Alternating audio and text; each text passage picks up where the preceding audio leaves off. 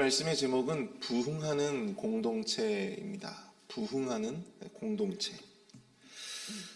목회자는 누구나 이 교회의 부흥을 꿈꿉니다. 저는 개인적으로 이 학부부터 신학을 공부를 했는데요. 신학교를 졸업할 때 이 졸업 논문을 이 부흥하는 이 교회 목회자 리더십에 대한 내용을 가지고 쓴 적이 있습니다. 학부 졸업 논문이라 지금은 어디에 있는지조차 알 수 없는 그런 조악한 그런 논문이지만, 그 당시에는 대전 지역에 소위 잘 나간다 하는, 부흥한다 하는 그러한 교회들을 제가 직접 찾아다니면서 주보도 모으고 또 그곳의 목사님들 인터뷰도 하고 나름 꽤 열심히 열정을 가지고 썼던 기억이 납니다. 그런데 제가 부흥하는 교회들을 다녀보면서 느낀 것은요, 이 부흥하는 교회들에는 나름대로 분명한 이유가 있다라고 하는 것이죠. 여러분, 우리가 음식점을 찾아다닌다 하더라도 막 사람들이 문전성시를 이루는 가게가 있고요. 또 어떤 가게는 똑같은 것을 팔아도 손님들이 없는 가게가 있잖아요. 분명히 이유가 있는 것입니다. 사람들이 모여들고 또 사람들이 찾아오는 데에는 그에 따른 어떤 분명한 이유가 있다라고 하는 것이죠. 교회도 마찬가지예요. 똑같이 교회라고 하는 간판을 내걸어도 사람들이 모이고 또 사람들이 으쌰으쌰 하는 어떤 그런 분위기가 있는 그러한 이 부흥하는 교회들에는 분명한 이유가 있다라고 하는 것입니다. 오늘날 참 교회의 부흥이 참 힘든 그런 한국이든 미국이든 그러한 시대 가운데 우리가 좀 살고 있지만, 그럼에도 불구하고 부흥하는 교회들은 계속해서 성도들이 부흥하고 늘어가고 있다고 하는 것이죠. 우리가 지난주에 최병호 목사님을 통해서 귀한 말씀을 들었습니다. 부흥하면 여러분들 대표적으로 우리가 생각할 수 있는 교회가 어떤 교회가 있습니까? 바로 성경에 나와 있는 초대교회의 모습입니다. 이 베드로 사도가 한 번 설교했을 뿐인데 3,000명의 성도가 더하여졌다. 게다가 사도들이 구금된 상황 가운데서도 사도들의 말씀을 듣고 믿었던 남자의 수가 5,000명이나 되었더라. 세상에 이런 폭발적인 부흥이 어디에 있겠습니까? 전 세계 어디를 찾아봐도 이러한 놀라운 부흥의 은혜를 경험한 것은 초대교회가 전무후무하지 않을까 생각을 해봅니다. 사도들이 무사히 풀려난 이후에도 초대교회는요, 계속해서 그 사도들과 또한 그리스도인들이 계속해서 복음을 증거하고 또 나날이 교회는 부흥하게 되었습니다. 그렇게 부흥하는 초대교회 성도들의 모습은 과연 어떠했을까요? 그 부흥하는 교회들의 모습은 과연 어떠했을까? 오늘 본문은 바로 그 부흥하는 공동체, 이 초대교회 성도들의 삶의 모습에 대해서 이야기하고 있습니다. 오늘 우리 새벽에는 그들의 모습을 통해서 우리가 정말 지향해 나아가야 할 교회의 모습이 어떠해야 할까? 우리 교회도 이 부흥을 꿈꾸며, 이 교회의 부흥을 꿈꾸며 나날이 성장하고 또 앞으로 나아가야 할 터인데요. 함께 도전받는 교회 부흥을 위해 함께 도전받는 시간이 될 수 있기를 축복합니다. 부흥하는 공동체, 부흥하는 교회는 과연 어떠한 모습이었을까? 첫 번째로 초대교회, 부흥하는 공동체는요, 한 마음과 한 뜻으로 하나 된 교회였다라고 하는 것입니다. 오늘 보면 32절을 볼까요? 믿는 무리가 한 마음과 한 뜻이 되어 모든 물건을 서로 통용하고 자기 재물을 조금이라도 자기 것이라 하는 이가 하나도 없더라. 사실 이 많은 그리스도인들이 이 구절을 읽으면요, 보통 이 초대교회 성도들이 자신들의 이 모든 물건을 서로 통용했다, 여기에 포커스를 맞춰서 읽게 됩니다. 그리고 교회 공동체는 모든 것을 함께 나누어야 한다. 자신의 어떤 사유재산을 인정하지 아니하고 모든 것을 교회는 함께 나눠 쓰고 또 함께 그렇게 그것을 서로 섬길 수 있어야 한다. 그렇게 이야기를 하는 것이죠. 그러나 이 구절을 읽고 그것을 오늘날의 교회에다가 직접 적용하는 것은 상당히 위험한 그러한 모습이라고 할 수가 있습니다.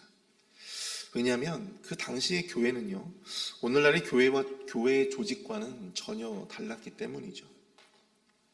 그러므로 오늘 본문을 읽고 우리가 우리의 교회에 적용해야 할 것, 오늘날 우리의 교회에 적용해야 할 것, 우리의 공동체에 적용해야 할 것은 모든 물건을 서로 통용했다더라, 이것이 아니고요, 바로 믿는 무리가 한 마음과 한 뜻이 되었다라고 하는 것에 우리가 포커스를 맞춰야 된다고 하는 것이죠. 그들이 그렇게 자신의 것을 나눌 수 있었던 그 기본 바탕에는 무엇이 있습니까? 남을 나처럼 관심을 가지고 이 한 마음과 한 뜻을 가지고 그들을 돌아볼 수 있었던 그런 마음이 뒷받침이 되었기 때문에 그들이 서로 자신들의 어떤 소유들을 팔아서 서로 함께 쉐어링할 수 있었던 것이니까요. 그래서 우리가 정말로 포커스를 맞춰야 될 것은 뭐냐면 바로 그들이 한 마음과 한 뜻으로 하나 된 교회였다, 하나 된 공동체였다라고 하는 것입니다.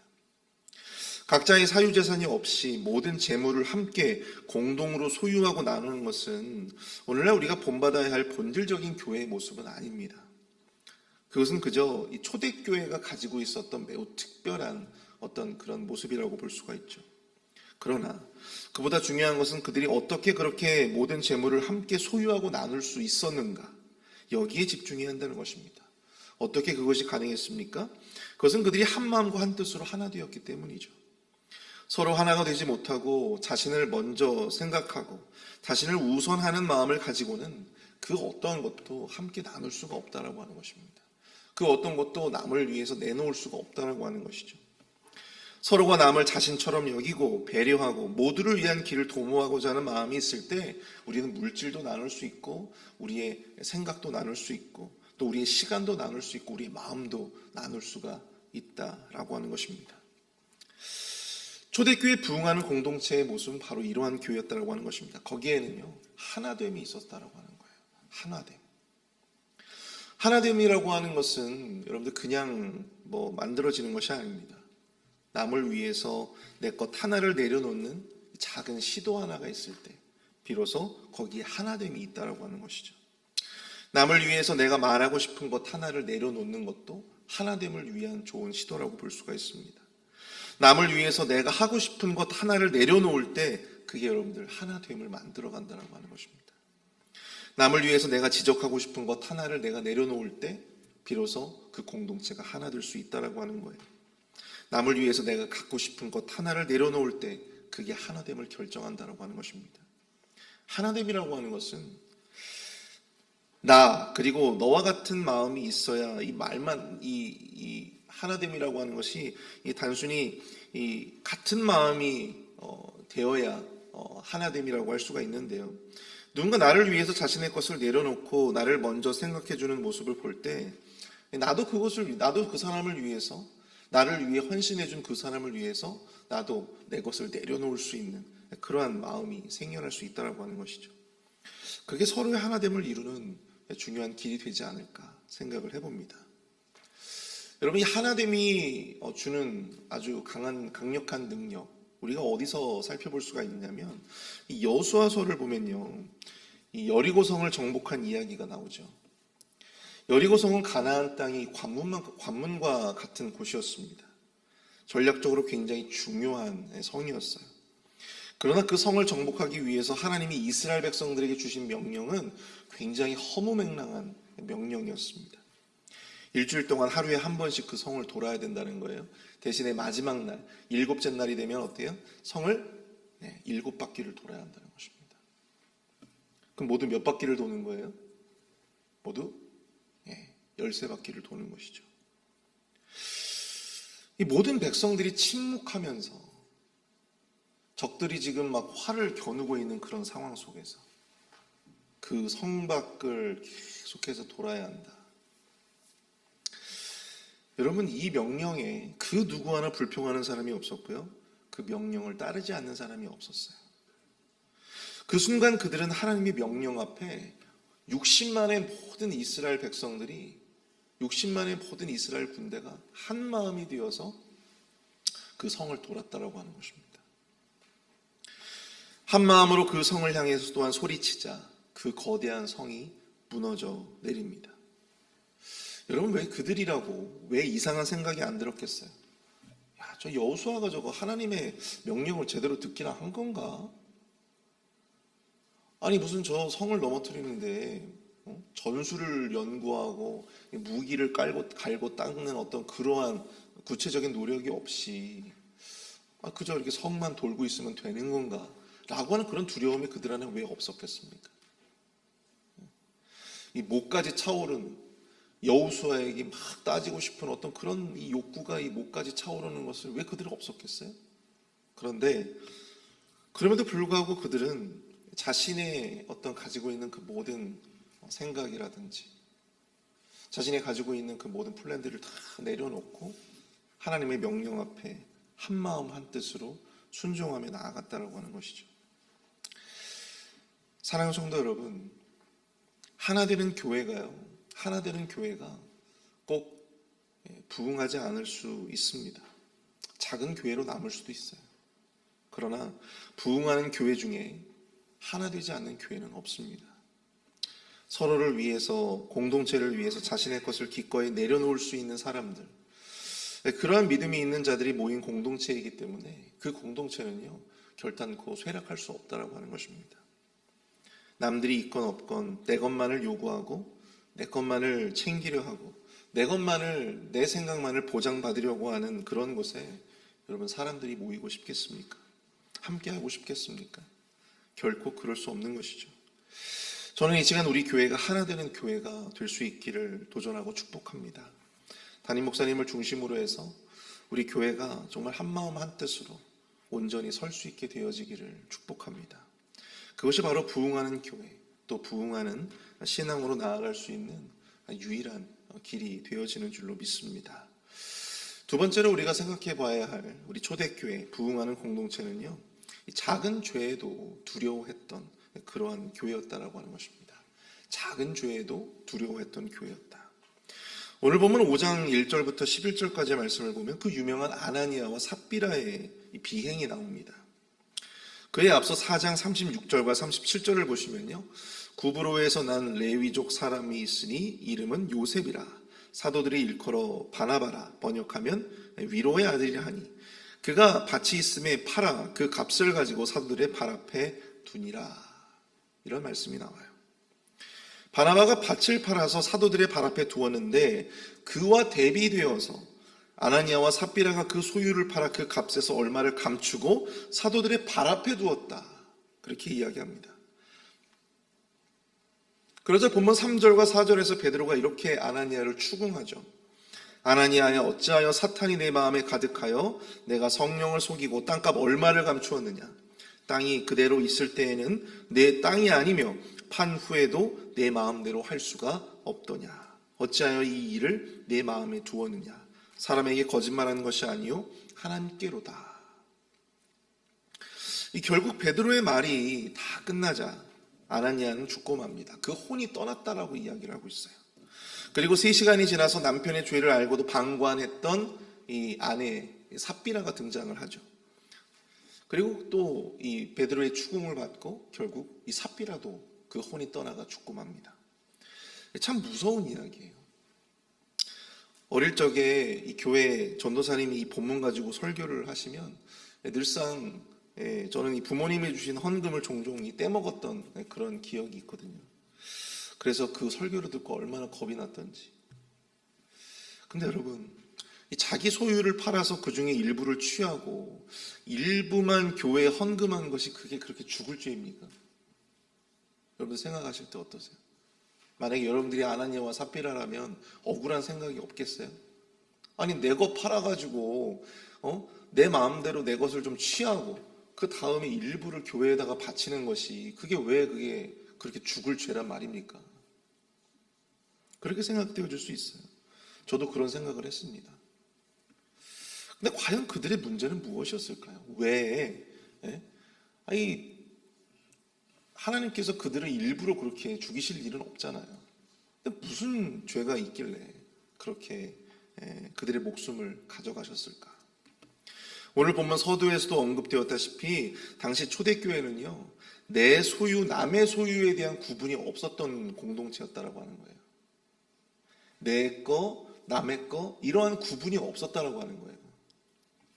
그래서 밭과 집이 있는 자들이 그것을 팔아서 사도들에게 주면, 사도들의 발 앞에 내놓으면 그것을 사도들이 관리를 했다고 하는 것이죠. 그리고 각 사람의 필요에 맞춰서 그것을 분배했다고 하는 것입니다. 이것이 바로 초대교회가 가지고 있었던 그들만의 독특한 공동체의 규칙이었어요. 그게 공동체의 법이었습니다. 그리고 아나니아도 자신의 소유를 팔아 마땅히 그 모든 것을 사도들의 발 앞에 두어 모든 이들이 각자의 필요대로 나누어 가져야만 했다고 하는 것입니다. 그것이 교회의 규칙이었어요. 그러나 그들은 그 가운데 일부를 자신의 것으로 취했다고 하는 것이죠. 이걸 우리가 어려운 한자말로 뭐라고 합니까? 착복했다.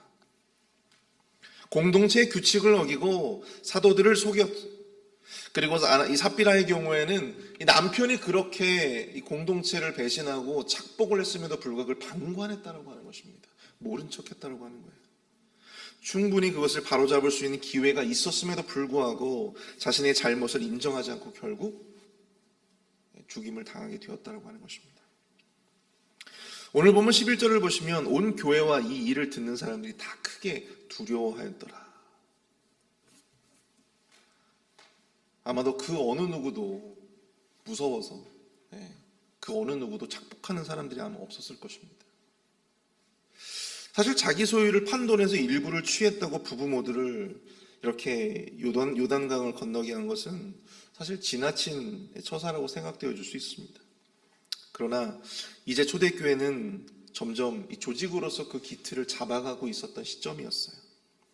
그러므로 그런 와중에 아나니아와 삽비라 이 부부의 죽음은 이 초대교회 공동체 모두에게 사실 경종을 울릴 만한 그러한 사건이 되었습니다.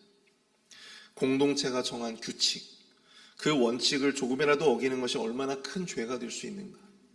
그것이 얼마나 하나님께, 여러분 성령을 속인 죄라고 이야기를 하고 있어요. 교회를 속인 죄가 아니라 성령을 속이고 하나님을 속인 죄라고 베드로가 이야기를 하고 있다는 것을 주목해야 합니다. 이것이 얼마나 큰 죄인가.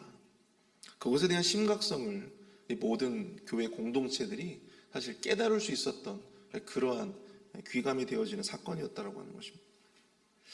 아마도 이 사건이 있고 난 이후에 이 공동체의 규칙이 조금 이 공동체 규칙을 원칙을 분명하게 지키고자 하는 노력들이 있었을 것 같아요. 사랑하는 성도 여러분, 이 초대교회에 부응하는 공동체는요, 이 작은 죄라 할지라도 두려워할 줄 알았던 그 심각성을 깨달았던 그런 교회였습니다. 남의 것을 내가 착복한 것도 아니고 내 것을 팔아서 내가 조금 나를 위해서 착복한 것이 자기 자신과 부인의 목숨을 맞바꿀 수 있었던 큰 죄라고 하는 것, 이것을 아나니아와 삽비라는 알지 못했을 것입니다. 그런데 부응하는 공동체일수록 작은 죄라 할지라도 여러분들 안일하게 대처하지 않습니다. 구약의 여호수아를 보시게 되면요, 아간의 이야기가 나오죠. 여리고성에서의 승리 후에 아간은 모든 것을 진멸하라고 하는 하나님의 명령을 어기고 무엇을 착복합니까? 여리고에서 금덩이와 은덩이, 그리고 신할산 외투를 자신의 장막에 숨기게 됩니다. 자기 하나 정도는, 나 하나 정도는 어겨도 괜찮을 거라고 생각을 했을 것 같아요. 이게 그렇게 큰 죄가 될까? 이게 그렇게 큰 문제가 될까? 그러나 그 한 사람의 죄로 인해서 여러분 기억하시죠? 아이성에서 무수히 수많은 이스라엘 군사들이 죽임을 당했습니다. 대패를 했거든요. 결국 자신과 자신의 가족 모두가 비참하게 죽임을 당하게 되었습니다. 사도 바울은 고린도전서 5장 6절에서 이런 말씀을 하고 있어요. 적은 누룩이 온 덩이에 퍼지는 것을 알지 못하느냐. 적은 누룩이 온 덩이에 퍼지는 것을 알지 못하느냐. 사랑하는 성도 여러분, 숱한 오랑캐들의 침략에도 꿈쩍하지 않았던 이 만리장성, 중국의 만리장성이 여러분들 어떻게 뚫리게 되었는지 아십니까? 그것은 바로 그 성문을 지키는 그 문지기에게 적이 돈을 주었기 때문입니다. 우리 공동체의 작은 죄, 규칙을 무시하고 내 마음대로 하고자 하는 그 마음에서 공동체는 조금씩 균열하고 조금씩 무너지게 되어 있습니다.